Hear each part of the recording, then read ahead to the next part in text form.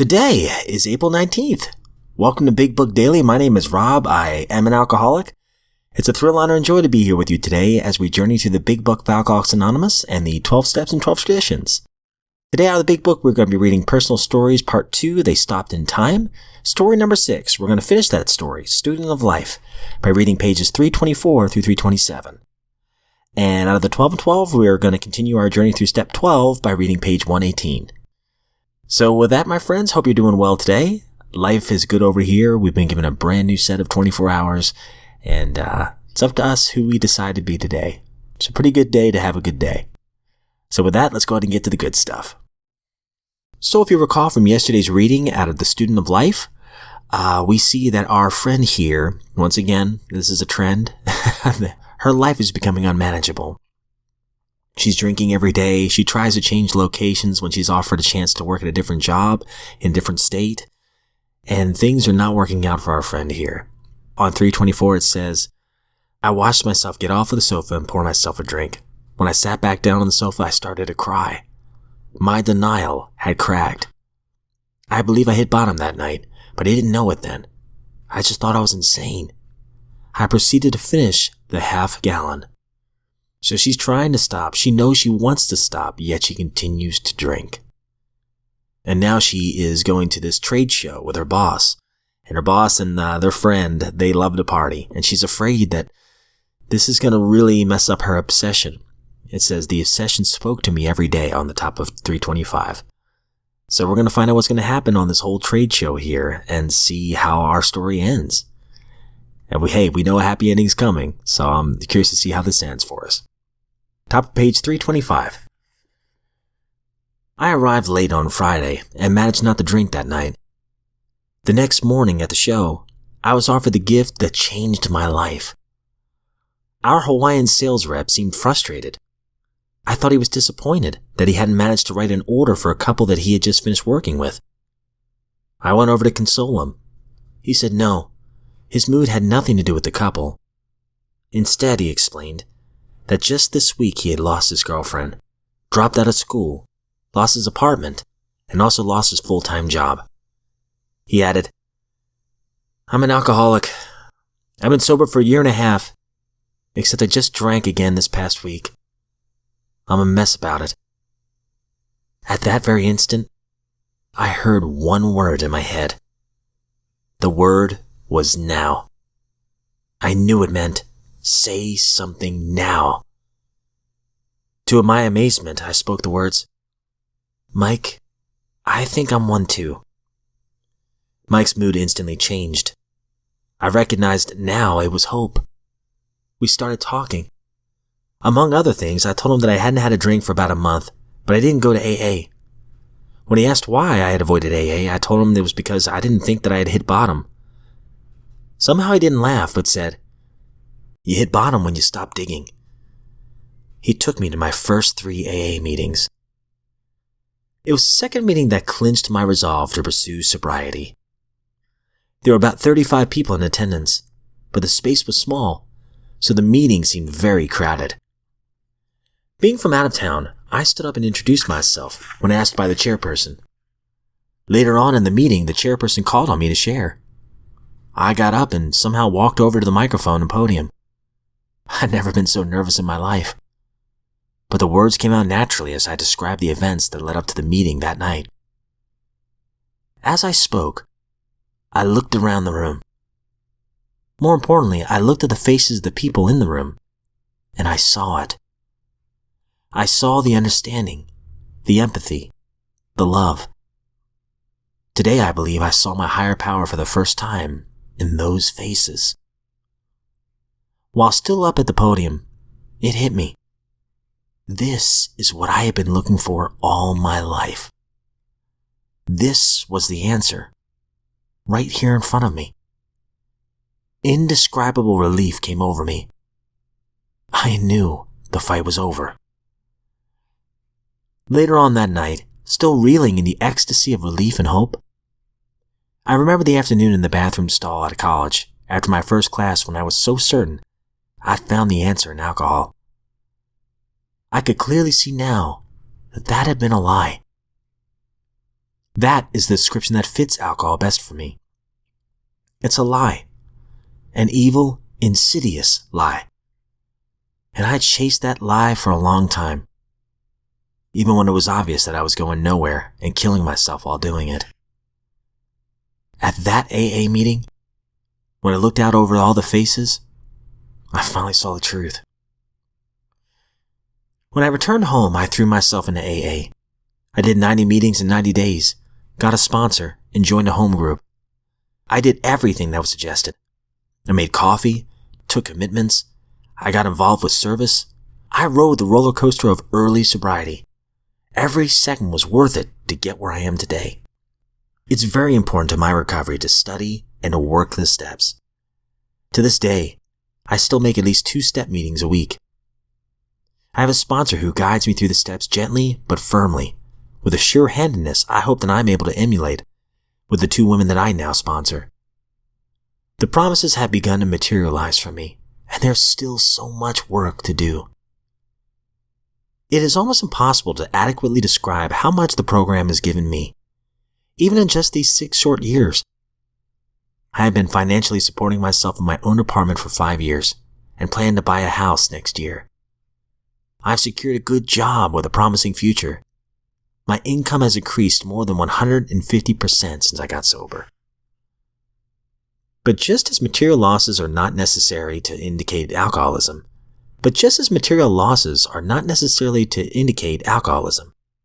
material gains are not true indications of sobriety. The real rewards aren't material in nature. I have friends now because I know how to be a friend, and I know how to nurture and encourage valuable friendships. Instead of the prolonged one-night stands I used to call my boyfriends, there is a special man in my life that I've been involved with for almost 5 years. And most importantly, I know who I am. I know my goals, dreams, values, and boundaries. And I know how to protect, nurture, and validate them. Those are the true rewards of sobriety, and they're what I was looking for all along. I am so grateful that my higher power stepped in to show me the way to the truth. I pray every day that I never turn my back on it. I came to AA in order to stop drinking. What I received in return was my life. Wow, some great stuff. Man, I feel like I said it after every story, but truly some great stuff. Can't wait to come back to it in just a sec. Alright, my friends, so out of the 12 and 12, we're on step 12, which is having had a spiritual awakening. As the result of these steps, we try to carry this message to alcoholics and practice these principles in all our affairs. And today we're going to be reading page 118. As matters get worse, the husband becomes a sick and irresponsible child who needs to be looked after and extricated from endless scrapes and impasses. Very gradually, and usually without any realization of the fact, the wife is forced to become the mother of an erring boy. And if she had a strong maternal instinct to begin with, the situation is aggravated. Obviously, not much partnership can exist under these conditions. The wife usually goes on doing the best she knows how. But meanwhile, the alcoholic alternately loves and hates her maternal care. A pattern is thereby established that may take a lot of undoing later on. Nevertheless, under the influence of AA's 12 steps, these traditions are often set right. When the distortion has been great, however, a long period of patient striving may be necessary. After the husband joins AA, the wife may be discontented, even highly resentful that Alcoholics Anonymous has done the very thing that all of her years of devotion had failed to do. Her husband may become so wrapped up in AA and his new friends that he is inconsiderately away from home more than when he drank. Seeing her unhappiness, he recommends AA's 12 steps and tries to teach her how to live. She naturally feels that for years she's made a far better job of living than he has. Both of them blame each other and ask when their marriage is ever going to be happy again. They may even begin to suspect that it had never been any good in the first place. Okay, so while this is fresh, yeah, I have seen that happen. And we do have a little footnote here. on the bottom of 118 says, in adapted form, the steps are also used by Al-Anon family groups. Not part of AA, this worldwide fellowship consists of spouses and other relatives or friends of alcoholics in AA or still drinking. Yeah, Al-Anon is an absolutely wonderful fellowship that, is great for families of alcoholics. And definitely there's tons of support out there. Those I've met that have gone to that particular fellowship have really gained a lot, particularly help with boundaries and just support. Just support during these difficult times. And going back to the big book real fast, I love the breakdown here on page 326. This door opens wide for our friend here. And again, I hear, and when I read these stories, and this is just me, but I hear the God of my understanding in each one of these testimonies. He lines it up just right for our friend for our friends in these stories to eventually get help.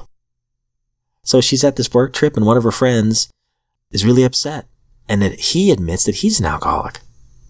And there's something in this friend here, our lady here, that she goes, you know what? I need to talk to him and I need to do it now. So she talks about her struggles.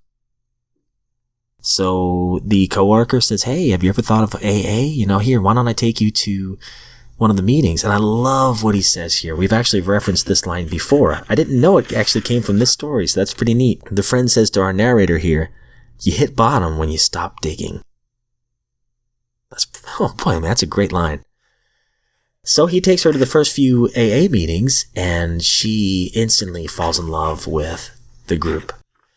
But it's not just the fellowship that sustains her. No, it says right here on the bottom of 326, when I returned home, I threw myself into AA. So she got to work, and I commend her for that. I did 90 meetings in 90 days. I got a sponsor, so she's going to lots of meetings. She gets a sponsor, maybe somebody a little older and wiser perhaps, and been through the steps before. I joined a home group, so she kind of plugs into the fold. I did everything that was suggested. I made coffee, took commitments, got involved with service. Service is such a broad category. It could be anything from cleaning ashtrays, making the coffee, just showing up for meetings, sharing, texting another friend. It could be lots of different things. It doesn't mean necessarily that you have to chair a meeting or anything like that. That's just one example of serving. There's plenty of opportunities for service work. The last couple of lines of our story. I am so grateful that my higher power stepped in to show me the way of truth. I pray every day that I never turn my back on it. I came to AA in order to stop drinking. What I received in return was my life. And that's just a beautiful way to end it right there, And she said something earlier about, she was finally okay with herself, something like that. And that reminds me of a story we read earlier about somebody being comfortable in their own skin for the first time in their lives. That seems to be a recurring theme with sobriety. I love what she says. The real rewards aren't material in nature. I have friends now because I know how to be a friend, and I know how to nurture and encourage valuable friendships. Flipping on down, I know my goals, dreams, values, and boundaries, and I know how to protect, nurture, and validate them. Those are the true rewards of sobriety, and they are what I was looking for all along. And that's how I feel. Everything I've ever wanted and then some, I have gained in sobriety. That's how good it can be. Is it rainbows and sunshine, peaches and cream, and everything's going to be just fine and dandy and happily ever after? Absolutely not. But there is a peace that passes all understanding. And those promises do come true. I've experienced it, and I've seen them come true in the lives of those around me. So that's all we have for today, guys. Thank you so much for listening. I don't speak on behalf of AA or NA or any other sect or denomination, religion, politics, anything. I am just a friend in recovery. Thrilled you're here. And if we are given another 24 hours, I look forward to seeing you back here tomorrow.